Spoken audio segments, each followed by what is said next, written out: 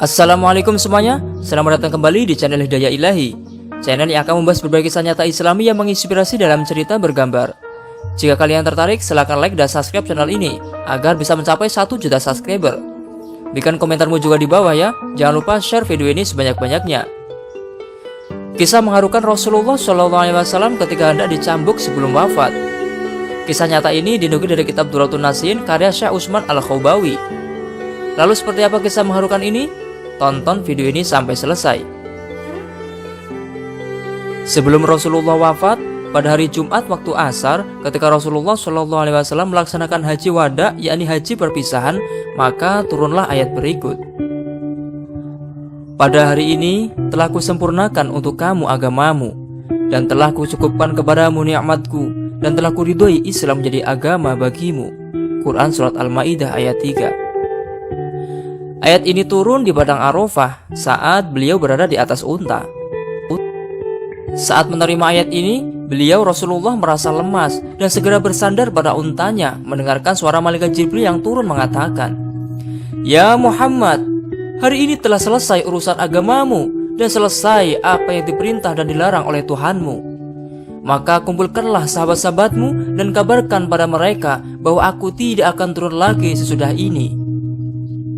Sepulangnya dari Mekah, Rasulullah SAW segera menyampaikan ayat tersebut kepada para sahabat yang telah berkumpul berikut pesan-pesan Jibril kepada beliau. Setelah mendengar pesan-pesan Rasulullah, sebagian para sahabat yang tidak mengerti bersuka cita sambil berkata, "Telah sempurnalah agama kita, telah sempurnalah agama kita." Akan tetapi Sayyidina Abu Bakar justru sebaliknya. Beliau sangat sedih dan berduka. Buru-buru Abu Bakar pulang ke rumahnya, menutup pintu rapat-rapat dan tidak berhenti menangis dan meratap siang dan malam. Para sahabat lainnya mendengar kondisi Abu Bakar, akhirnya menjenguknya dan mempertanyakan kesedihannya di saat sahabat lain bersuka cita. Sayyidina Abu Bakar pun berkata, "Hai para sahabat, kalian tidak mengetahui musibah apa yang akan menimpa dirimu sebentar lagi. Tidak kamu mendengar bahwa sesuatu yang telah sempurna akan mulai berkurang? Dan ayat yang turun itu mengisyaratkan bahwa kita akan berpisah dengan Nabi Muhammad SAW, dan bahwa Hasan dan Husain akan menjadi anak-anak yatim, dan istri-istri Nabi akan menjadi janda." Mendengar keterangan dan penjelasan Sayyidina Abu Bakar itu, serentak berteriaklah para sahabat dan menangis terseduh-seduh. Hal tersebut berlangsung terus-menerus hingga terdengar oleh Rasulullah SAW, dan datanglah beliau menemui mereka di rumah Abu Bakar. Melihat keadaannya sedemikian kalut di rumah Abu Bakar, Sayyidina Ali mencoba memberanikan diri bertanya kepada Rasulullah SAW, "Benarkah ya Rasulullah apa yang dikatakan Abu Bakar, bahwa ayat ini mengisyaratkan hari wafatmu telah dekat?" "Benar, bahwa waktu perpisahan kita sudah dekat," jawab Rasulullah SAW. Mendengar penegasan Rasulullah SAW tersebut, berteriaklah Abu Bakar terjungkir dalam keadaan pingsan. Sementara Sayyidina Ali dan para sahabat yang lainnya menangis sejadi-jadinya, diikuti oleh gunung-gunung, batu-batu, para malaikat di langit, binatang-binatang di darat dan di laut. Menurut salah satu riwayat, bahwa setelah turunnya Quran Surat Al-Ma'idah ayat 3, Rasulullah SAW masih hidup selama 81 hari setelah turun ayat tersebut. Diriwayatkan oleh Abdullah ibnu Abbas radhiyallahu anhu bahwa telah mendekati hari wafatnya, Rasulullah SAW memerintahkan Bilal agar mengumpulkan orang-orang untuk sholat berjamaah. Sesudah para sahabat Muhajirin dan Ansor semuanya berkumpul di dalam masjid dan sholat berjamaah 2 rakaat, berdirilah Rasulullah SAW dan naik ke atas mimbar. Setelah memanjatkan puja dan puji syukur kepada Allah SWT, kemudian beliau Rasulullah berkhutbah, "Wahai kaum muslimin, sesungguhnya aku adalah nabimu, penasihatmu, dan mengajak kamu kepada jalan Allah dengan seizinnya. Sesungguhnya aku bagimu sebagai saudara penyayang dan ayah pengasih. Barang siapa di antara kamu merasa telah aku zalimi, hendaklah berdiri sekarang dan mengambil kistos, membalas daripadaku sebelum aku harus membayar kistos itu di hari kiamat." Mendengar seruan Rasulullah SAW itu, tak seorang pun dari para hadirin berdiri, hingga beliau mengulang-ulang sampai 3 kali.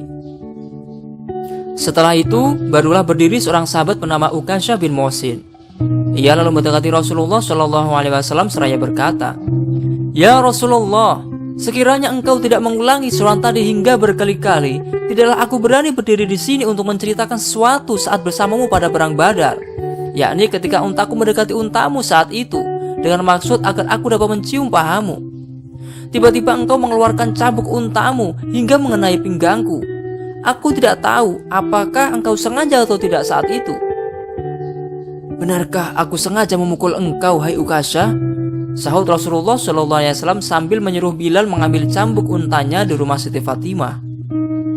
Sesampainya di rumah putri Rasulullah SAW tersebut, Siti Fatimah bertanya kepada Bilal, "Ya Bilal, untuk apa ayahku meminta cambuk ini?" Jawab Bilal, "Rasulullah hendak memberi kisos bagi dirinya." "Gerangan siapakah yang sampai hati menerima kisos dari Rasulullah, ya Bilal?" tanya Siti Fatimah penuh cemas dan rasa heran. "Ukasha," jawab Bilal singkat. Setibanya di masjid, Bilal segera menyerahkan cambuk itu kepada Rasulullah SAW, yang oleh beliau langsung diberikan kepada Ukasha. Melihat Ukasha memegang cambuk, serentak berdirilah Sayyidina Abu Bakar dan Umar menghampiri Ukasha seraya berkata, "Hai Ukasha, terimalah kisos dari kami berdua dan jangan sekali-sekali engkau menyentuh Rasulullah." "Duduklah kalian berdua, Allah telah mengetahui kedudukanmu," pinta Rasulullah SAW kepada dua tokoh sahabat tersebut. Kemudian berdirilah Sayyidina Ali dan berkata kepada Ukasha, "Aku masih hidup, hai Ukasha. Tidak rela hatiku jika engkau menerima kisah dari Rasulullah. Inilah punggung dan perutku, cambuklah aku dengan tanganmu."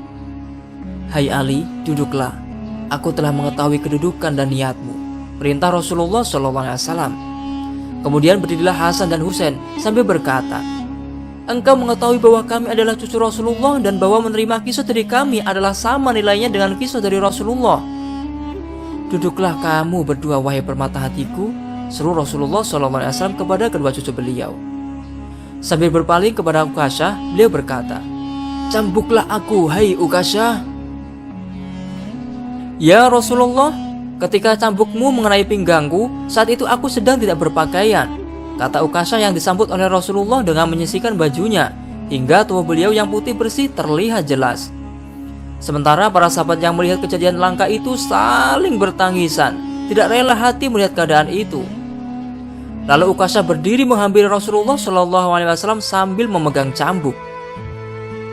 Tiba-tiba di luar dugaan para sahabat, Ukasha melemparkan cambuknya dan seketika memeluk dan menciumi tubuh Rasulullah SAW yang tanpa pakaian itu sepuas hatinya sambil berkata, "Siapa yang rela hati menerima kisah dari engkau, ya Rasulullah? Semua ini kulakukan semata-mata hanya satu tujuan, yaitu agar tubuhku dapat bersentuhan dengan tubuhmu. Demi kemuliaan dan kehormatanku, aku dilindungi Tuhan dari api neraka."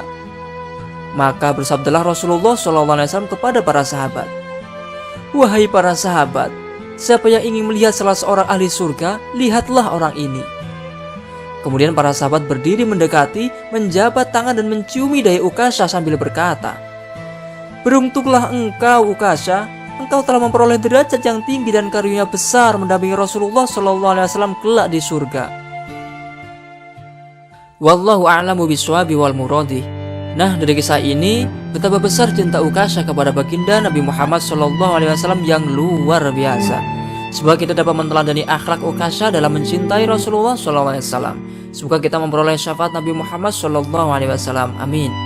Terima kasih telah menonton video ini. Jangan lupa tinggalkan jejak dengan cara klik like, subscribe, komen, dan share video ini sebanyak-banyaknya ya, agar channel ini bisa mencapai 1 juta subscriber dan semakin eksis dalam mensiarkan kebaikan. Amin. Saya akhiri, wallahul muwaffiq ila aqwamit thoriq. Wassalamualaikum warahmatullahi wabarakatuh.